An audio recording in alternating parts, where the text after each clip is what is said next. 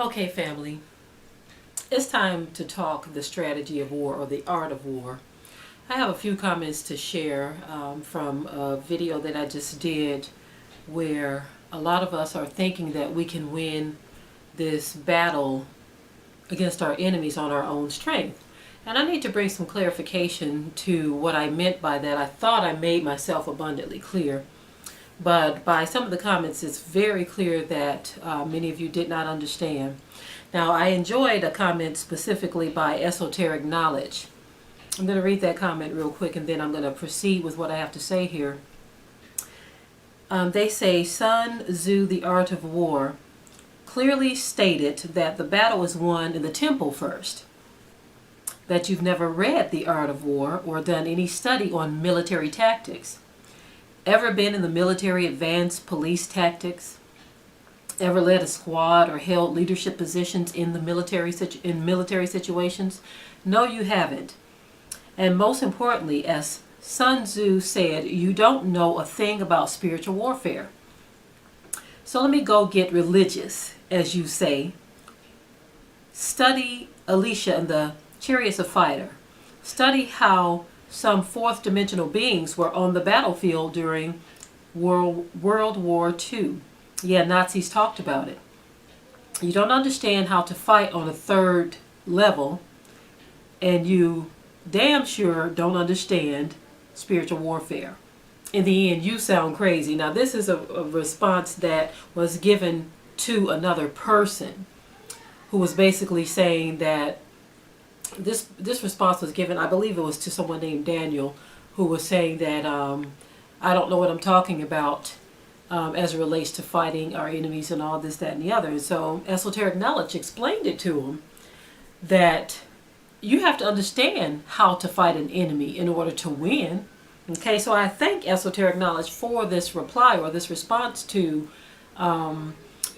Daniel, and then there are several others. Now, many believe that I'm trying to say that we shouldn't fight back, that we should lay down and be cowards and just die in the face of our enemies. That is not what I'm saying. That is not what this video is even about.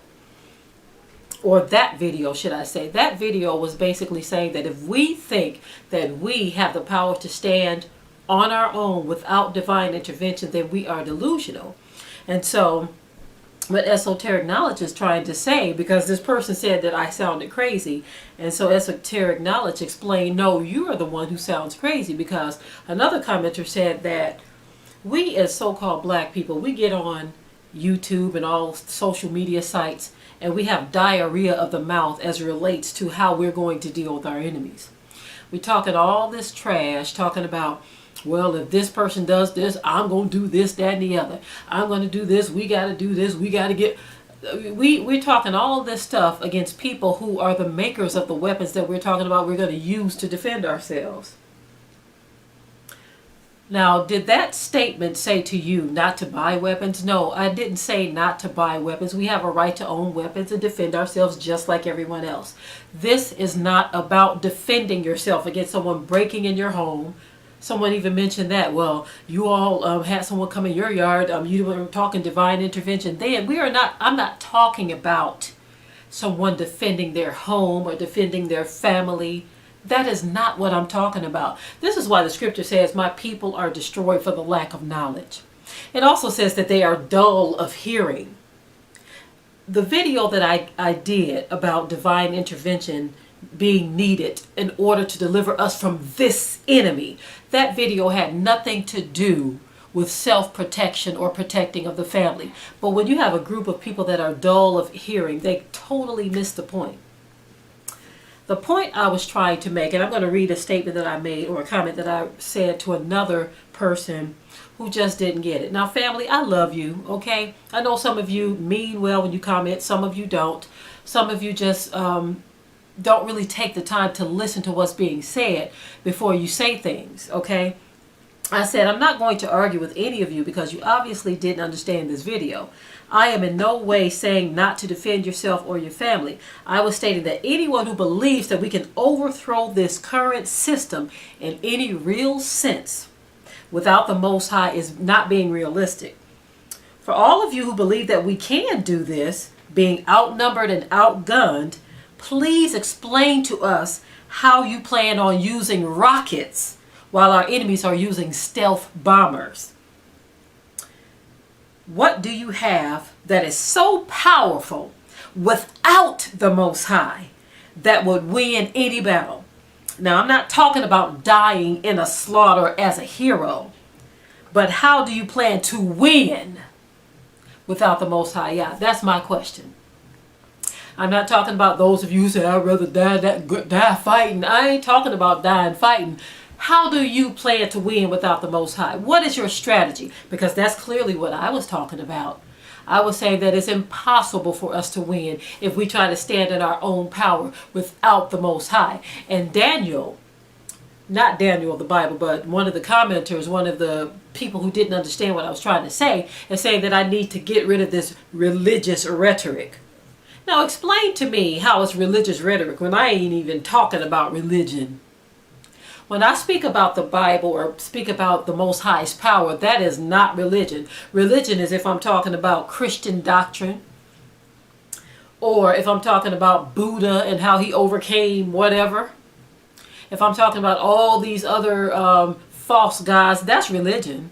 Okay, I'm not talking about religion. I'm talking about divine intervention from the Most High Yah is what we will need in order to defeat this enemy. Another commenter pointed out, they said we haven't been able to do it in centuries. What makes you think that now is any different or better for us? What makes you think that we are in a better position now than we were centuries ago? Not 100 years ago, not 200 years ago, 400 years ago. What makes you think that we're in a better position now to defend ourselves against these same enemies that captured us 400 years ago? What do you have? A few guns? The average black person don't even have 1/10 of the weapons that white people have. So what do you think your few little handguns, and even if you do have a high-powered rifle or a semi-automatic weapon or even an automatic weapon, in which I believe those are illegal, even if you do have such weapons, what, you got 1 to their 20?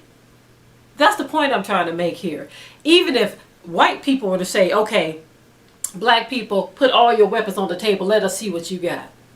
I can guarantee you that if black people around the world, not just here in America, if we laid all of our weapons on the table, and just for the sake of this argument, if we laid them all on the ground, I can guarantee you that for every 1 acre of weapons that so-called black people possess, white people possess 1,000 acres of weapons. Do you all understand what I'm trying to say now? I'm trying to say, if you think your 1 acre of weapons can go up against 1,000 acres of weapons and you win the battle without divine intervention, you are delusional.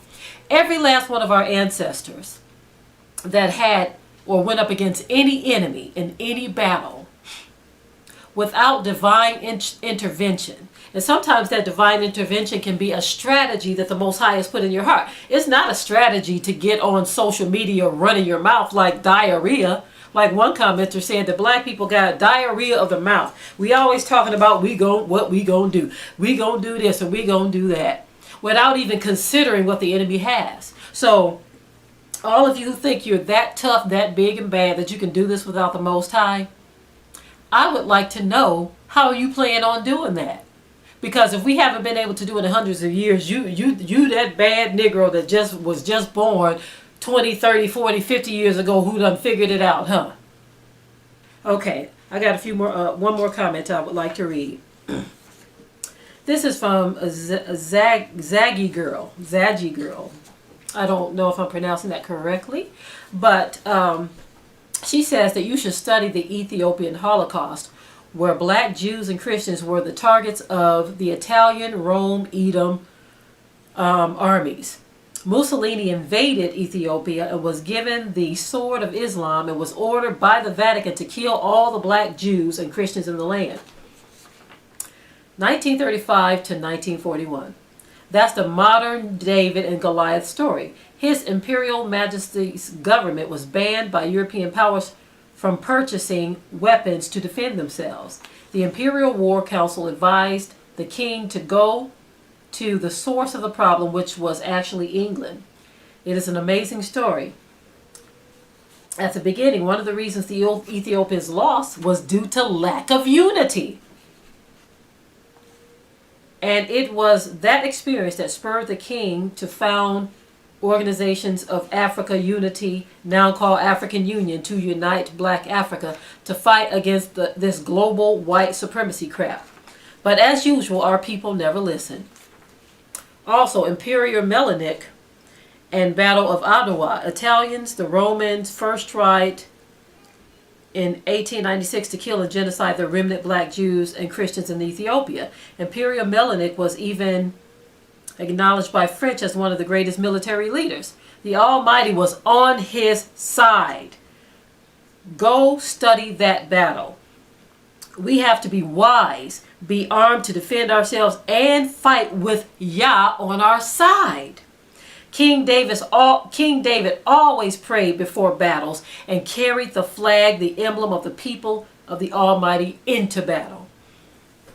Now, that sounds like something very interesting for all of us to go and study and have our children study. But see, that's what I'm trying to say here.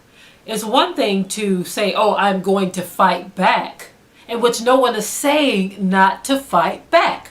Okay? I'm not saying that, family. I am not saying not to fight back. I am not saying don't defend yourself. I am not saying that we shouldn't have weapons to defend ourselves like everyone else. That is not what I am saying, family. Do you understand? Okay? For those of you who came and made the comment saying that I'm teaching people how to be cowards and telling people not to fight back. That is not what I'm saying. But I am saying this. The weapons of our warfare are not carnal, but mighty through Yah to the pulling down of strongholds. And even with that statement, I'm not saying not to have weapons to defend your family. What I'm saying, if you think you can overthrow this enemy without divine intervention, do I need to say that 10,000 times for some of you to understand what I'm saying?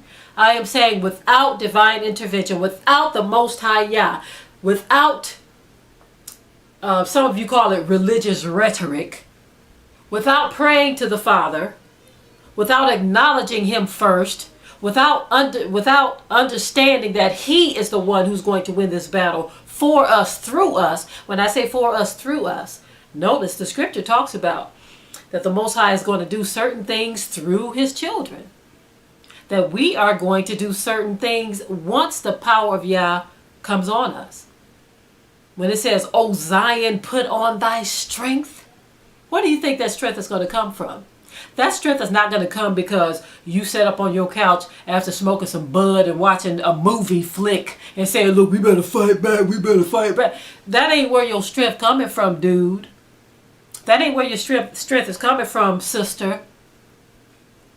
If you think your strength is going to come by us unifying, in which we ain't even been able to do that. That was the point that Zaggy girl made as well. That even the Ethiopians were unable to unify. You think we can do any of this without unity? But see, what happens when divine intervention comes into play, the Most High will unify us. He will give us the strength, the power, and the authority to win any battle.